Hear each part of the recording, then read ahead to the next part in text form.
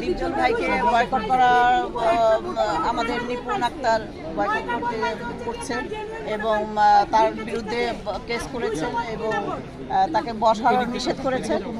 এখন এই ব্যাপারটা নিয়ে আমরা তাকে নিন্দা জানাচ্ছি নিপুণকে, যে নিপুণের এই জিনিসটা করা উচিত হয়নি।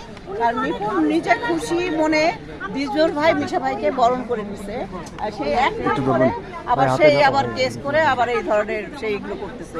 তা আমরা এটা চাই না, আমাদের ইন্ডাস্ট্রিটা এমনি ধ্বংসের পথে।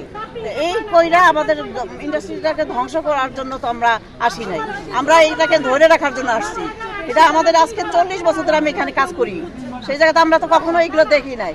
এখন এদের কারণে আমরা এগুলো দেখতেছি। কেন এগুলো কি জন্য? আমরা কি মানুষকে মুখ দেখাইতে পারতেছি না? আমাদের বাংলাদেশের মানুষকে মুখ দেখাইতে পারতেছি না যে এগুলো কি হচ্ছে। এগুলা শিল্পীদের কি ফিল্মের এগুলো কেন হচ্ছে?